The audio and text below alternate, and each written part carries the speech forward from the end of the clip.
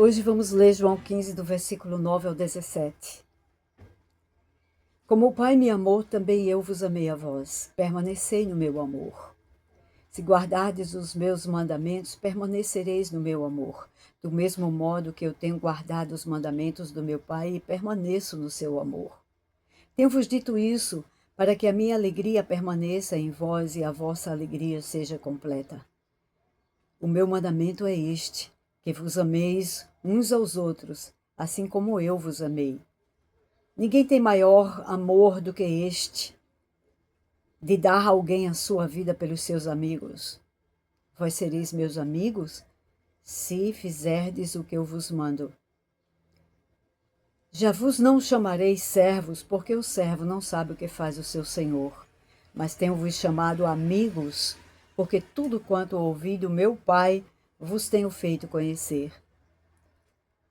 Não me escolhesse vós a mim, mas eu vos escolhi a vós, e vos nomeei para que vardes e dê fruto, e o vosso fruto permaneça, a fim de que tudo quanto em meu nome pedirdes ao Pai, ele vos conceda. Isto vos mando, que vos ameis uns aos outros. A tônica, ou melhor, o foco desta passagem é o amor. E, na verdade, este é o único momento em que nós vamos encontrar Jesus falando sobre o seu mandamento. O seu mandamento. E ele está dando as últimas instruções antes da crucificação. E do capítulo 13 até o 17, nós encontramos, já falamos nisso, e encontramos a palavra amor e o verbo amar por mais de 30 vezes. E aqui ele fala, este é o mandamento, este é o mandamento. Este é o meu mandamento, que ameis uns aos outros. Amor mútuo uns aos outros, assim como eu vos amei. Mas que amor é este? Este não é o amor como a gente pensa. A palavra em português amor é colocada para vários tipos de relacionamento, onde há alguma emoção envolvida. Mas no grego nós temos várias palavras para amor. E a palavra de amor aqui, para este verbo, é ágape. É um amor especial, é um amor típico do amor de Deus. É um amor que a lógica humana não vai conseguir compreender. Não tem como entender. É um amor que constrange. É o amor de Deus. É o amor incondicional. Não é um amor passivo, é um amor ativo que leva a uma ação. E é um amor incondicional e, sobretudo, sacrificial. Porque Deus amou o mundo de tal maneira que ele doou, ele deu. Inclusive, este amor é um amor doador. Ele deu o seu Filho para que todo aquele que nele crê não viva em vão, não pereça, tenha a vida eterna. Este é o amor que fala aqui. É o amor que é o mandamento de Jesus. Amor ágape. Que não é porque o outro merece. E não está envolvido aqui uma carga emocional. É uma decisão. Eu decido amar. Deus decidiu amar, nos amar, apesar de nós. E deliberadamente, que significa usando a sua própria vontade, ele entregou o seu Filho. E o seu Filho nos amou de tal maneira que se doou inteiramente. É isso que ele diz aqui. Ninguém tem maior amor do que este, de dar a alguém a vida pelos seus amigos. Ele fez isso. Ele é o modelo. Este é o amor ágape. Amor que se sacrifica pelo outro. Amor que não busca o seu próprio interesse. Amor que não tem troca, não faz troca, não negocia, não inveja. E as características mais detalhadas deste amor nós vamos encontrar no capítulo 13 da primeira carta de Coríntios. Nós, naturalmente, não temos condições de amar assim, de ter esse tipo de amor. Nós precisamos receber esse tipo de amor. Mas está escrito na palavra que este amor Ele é derramado nos nossos corações pelo Espírito Santo que em nós habita. Está escrito isso. Em Romanos capítulo 5, versículo 5 está escrito isso. Então, como o Senhor nos capacita a praticar o amor ágape. Ele nos capacita com a presença do Espírito Santo em nós. Então, ele ama através de nós. E esta é a marca do discípulo de Cristo. Não podemos esquecer isto. Então, esse é o amor divino. E eu quero chamar a atenção para a expressão que o Senhor Jesus coloca aqui. Como o Pai me amou, também eu vos amei. Esse como é uma comparação. Então, o mesmo amor que Jesus recebe do Pai, ele transfere para nós. É muito especial isso. É muito tremendo, porque nós não merecemos esse amor. Por isso que é tremendo. E aí ele diz, fiquem neste amor, permaneçam neste amor. Como é que nós vamos permanecer neste amor? O que é permanecer? É ficar continuamente em constância de ação, em constância de posição. É isso que significa permanecer. Permaneçam no meu amor, diz o Senhor. Versículo 10. Como? Se guardardes os meus mandamentos, permanecereis no meu amor. E novamente o versículo 10 traz uma outra comparação. Qual é a comparação? A comparação do modelo que Jesus traz para nós. Do mesmo modo que, ou assim como, eu tenho guardado os mandamentos do meu Pai e permaneço no seu amor. Então, dessa mesma forma, do como eu fiz, façam também. É isso que Jesus está dizendo. Então, eu guardo os mandamentos. Jesus está dizendo, eu guardei os mandamentos. Guardo os mandamentos. E por isso eu permaneço no amor do Pai. Façam a mesma coisa. Guardem os meus mandamentos e permanecereis no meu amor, porque este amor já existe na presença do Espírito Santo em nós. E ele diz, eu digo isso para sua alegria, que é alegria que vem de Deus, uma alegria que não dá para explicar com emoções. Não é aquele tipo de alegria de um momento passageiro, temporário, que se tem aquela exultação naquela hora e depois desvanece, vai embora, como uma nuvem se desfaz. Não, é uma alegria lá do interior. É uma alegria no espírito.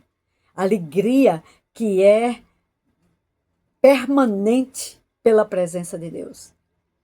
Está escrito, primeira carta aos Coríntios, da presença do Espírito para isso. E também está escrito em Gálatas, capítulo 5, que uma das manifestações do fruto do Espírito, o fruto do Espírito é o amor. Olha aí, este amor que eu estou falando, o ágape. E uma das manifestações é essa alegria. Uma alegria que não depende das circunstâncias. Não depende de se estar bem. Não depende do que sentimos. Não depende do que os olhos veem. Não depende do que os outros falam. Não depende do que eu penso ou do que eu sinto. É uma alegria que já existe, perene. De saber que somos dele e ele é nosso. De saber que o nosso nome está escrito no livro da vida. De saber que o Senhor mora conosco para todo sempre. E é isso que o Senhor fala aqui. E eu quero que a alegria de vocês seja plena, completa, plena, independente de qualquer coisa. Esta é a alegria plena. Este é o mandamento, amar uns aos outros. E o Senhor diz, como eu amei. Como ele amou. Desta forma, se sacrificando. Então os versículos 13 e 14, ele explica exatamente, é este tipo de amor de dar a vida pelo outro, ver o bem do outro e não seus próprios interesses e conveniências. Este tipo de amor é amor humano, ele é falho, ele é interesseiro, ele não é o ágape, ele é filéu, Ele é humano, ele é limitado, mas o amor ágape é diferente. E o Senhor disse, vocês já não chamam mais de servo. Servo não sabe o que faz o seu Senhor. No dia a dia, verdadeiramente, o servo só escuta os comandos e deve agir de acordo. Mas o Senhor disse, eu fiz vocês conhecerem o meu Pai. E tudo que eu tenho dito, eu passei para vocês. Me revelei e revelei o meu Pai para vocês. E aí o versículo 16 fala da escolha. Ele fez uma escolha. Ele usou a sua vontade e fez uma escolha. Vocês não me escolheram. Fui eu quem escolhi vocês. E que tem finalidade para essa escolha. É uma escolha divina. É o desejo de Deus. Deus é uma pessoa. Ele pensa, ele sente e ele tem vontade. Ainda tem desejo. E qual foi o desejo? Ele escolheu. Ele faz escolhas. E ele escolheu. Escolheu para quê? Para. E nomeou. Ele nomeou. Houve aqui uma autorização dada pelo Todo-Poderoso para irmos e darmos frutos. Lembre-se que o início desse capítulo fala todo da frutificação, que são instruções para os discípulos, estando ligado à videira verdadeira. E ele disse, nomeei para que vades e dê frutos. Mas não o fruto que é largado e aí ele morre. Não, é um fruto que permanece. Um fruto que fica para todo sempre. E este fruto, em obediência. Porque o amor, já falamos daqui, o amor ágape, ele não é passivo, ele implica em ação, e a ação é a ação de obedecer às instruções do Senhor. E assim agrada ao Pai. Então, para que tudo, finalidade aqui, versículo 16, qual é a finalidade? Tudo quanto em meu nome, que é no nome de Jesus, o nome de Jesus é a chave, é o código de entrada no céu, é a chave. Tudo quanto em meu nome pedirdes ao Pai, Ele vos conceda. Quanta profundidade há nesse versículo 16 aqui.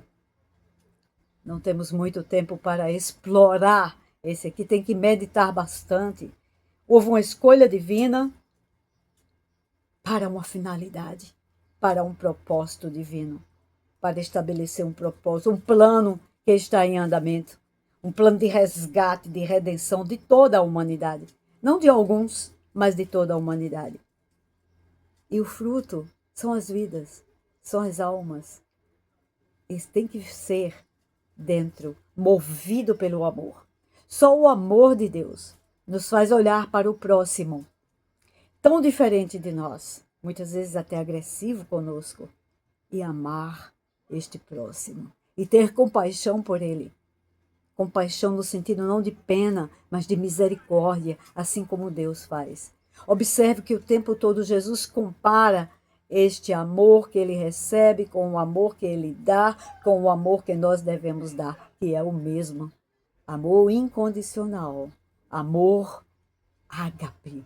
E ele finaliza este versículo, no versículo 17, quando ele diz, isto vos mando.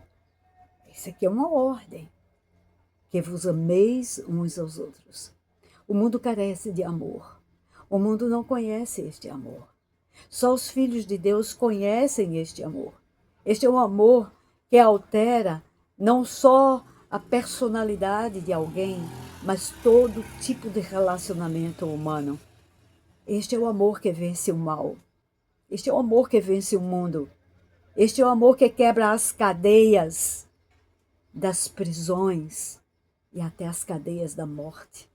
O amor de Deus é a marca do discípulo de Cristo.